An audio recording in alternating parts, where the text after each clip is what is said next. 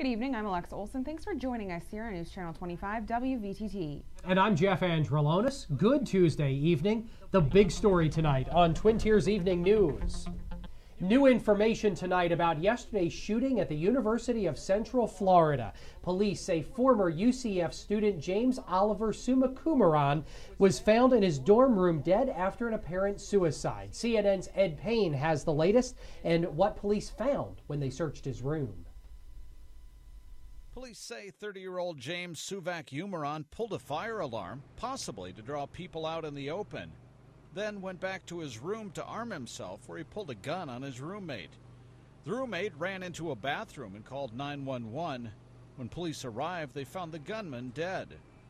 As they gathered evidence, they found a handgun, an assault rifle, hundreds of rounds of ammunition, and a backpack with homemade bombs. They also found clues about what he was doing. We found some notes and some writings that indicated that this was a planned attack. This individual had laid out a timeline and was laid out some of what we feel were going to be his actions. Students were evacuated from their dorm. Some say they were left in the dark. The way they handled it was kind of like disappointing, because it started off as a fire alarm, and nobody said that something else was going on with the bomb and the shooting. Authorities say in his timeline, Suvac-Umaran said he would, quote, give them hell. Luckily, it did not turn out as planned. It could have been a very bad day for everybody here. All things considered, I think that we were very blessed here at the University of Central Florida. Now investigators are trying to determine who the gunman had planned to attack. I'm Ed Payne reporting.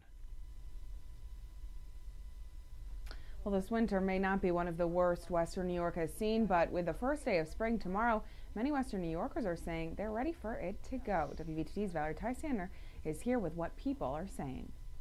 Looking around me, it's hard to believe that the first day of spring is actually tomorrow. And these very unspring-like temperatures, the high winds, the ice, the snow warnings have a lot of people saying they're ready for a change.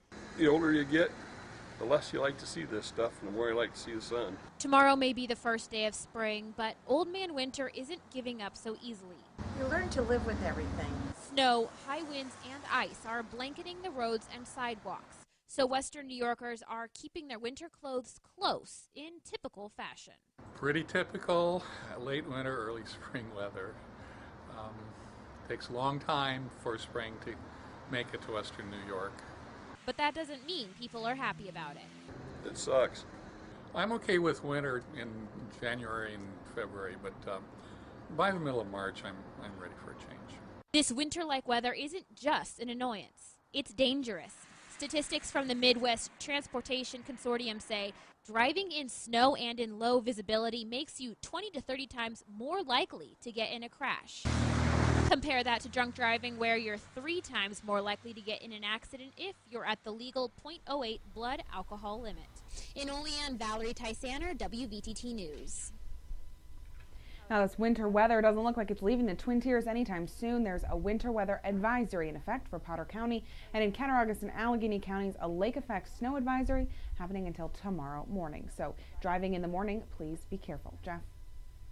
Alexa, we've heard a lot of Western New Yorkers who are against the New York SAFE Act, Governor Andrew Cuomo's gun control legislation, but a group of Western New Yorkers in favor of stricter gun control laws rallied yesterday at Martin Luther King Park in Buffalo to show support for the gun restrictions. The group included members of a local emergency room union. They say they've seen a rise in gang violence happening in the emergency room. They say it's hard to care for patients with opposing gang members in the same ER. And another controversial issue in New York State, the possible increase of minimum wage. New York's budget is expected to include a $9 hourly minimum wage phased in over 3 years, as well as $700 million in new tax cuts to businesses and middle-class families. That's according to the Associated Press. Now, currently, minimum wage is at $7.25 an hour, and with this new phase-in program, it would rise to $8 in January, $8.75 a year later, and $9 in the final year. Now, the deal is contingent on the final agreement of the entire budget, which is set to happen later today, and the tentative minimum wage deal is far less than the immediate bump to $9, which had previously been discussed. Now, President Barack Obama has also proposed a $9 federal minimum wage as well. Well, Governor Andrew Cuomo isn't just facing off with Republicans, he's also facing off against the Catholic Church when they make their annual trip to Albany to lobby against abortion. Senate Republican leader Dean Skelos disagrees with Cuomo's abortion law proposal. He says Cuomo's promise to strengthen abortion laws means abortion would be legalized until the day of birth in New York State. But Cuomo disagrees. He says he's simply codifying abortion rights under the federal Roe v. Wade Supreme Court decision in case the landmark 1973 Supreme Court decision gets overturned by the U.S. Supreme Court. U.S. Senator Charles Schumer said his concerns over U.S. Airways merge with American Airlines eased when he secured 2 agreements from the CEO of U.S. Airways. Schumer says price and services were a major concern, outlining the 2 points at this Judiciary Subcommittee meeting. He was quoted saying the merger should only be cleared for takeoff if we are sure it will not mean higher airfares, less service, or a reduction in New York jobs. Now, CEO Doug Parker says yes directly to both of Schumer's questions. Schumer warned that airline dominance quickly makes the region's tickets unaffordable, and he wouldn't see that happen to the 9 cities the airlines would serve. A sexual predator from Killbuck in Cattaraugus County has pleaded guilty for years of sexual harassment of a young girl. 45-year-old Kenneth Crawford stopped his pursuit after she turned 14, according to documents, but said the relationship lasted from 1996 to 2003. The Cat County DA says Crawford will be sentenced on May 28th. And state police releasing new information about the shooting in Keating Township last night. According to police, 19-year-old Chad Codwell of Cyclone was taken to Bradford Regional Medical Center to be treated after he was shot in the neck with a handgun. Police say that Codwell and the male suspect were in an upstairs bedroom of the residence, describing the nature of the incident as reckless endangering. However, initial emergency radio reports indicated the shooting was accidental. Police say the investigation is still ongoing. Jeff. A local man is facing petty larceny charges tonight after he allegedly stole money in the form of gift cards from a nearby gas station.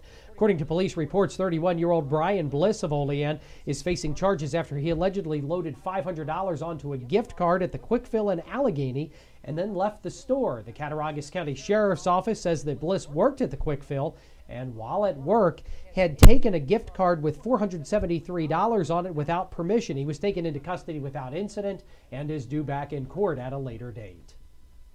And Jeff, yoga pants are being recalled for being too see-through. Lululemon has pulled its black Lulu Yoga bottom pants from store shelves and its website. Apparently, the batch made from the company's signature combination of nylon and lycra didn't make the cut. Recall affects 17% of all Lululemon bottoms. If you bought a pair, you can definitely get a refund on those. Jeff. Alexa, according to a study at Cincinnati Children's Hospital, fewer kids are getting hurt playing sports. Overall sports injuries for children ages 5 to 14 dropped more than 11% over the past 10 years. Recreational activities such as bicycles, trampolines, and roller sports dropped nearly 25%.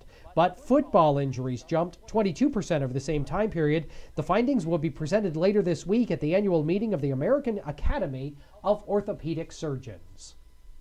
And the New York State Department of Transportation says they will be holding a public information meeting in Ellicottville to discuss proposed drainage and sidewalk improvements along Route 242 and Route 219. Now, the proposed improvements would mean new sidewalks would be installed, various open ditches would be regraded, and closed drainage system will be installed in some areas along Route 242. The meeting will be an informal one, and it will display showing the proposed project. It will be held this Friday between 6 and 8 p.m. at the main chalet of the Homeland area. Jeff. Thanks, Alexa. And still to come tonight on Twin Tiers Evening News, our first look at WVTT weather, also WVTT's information overload, and the closing numbers from Wall Street when Twin Tiers Evening News continues here on News Channel 25 WVTT. Depend on it.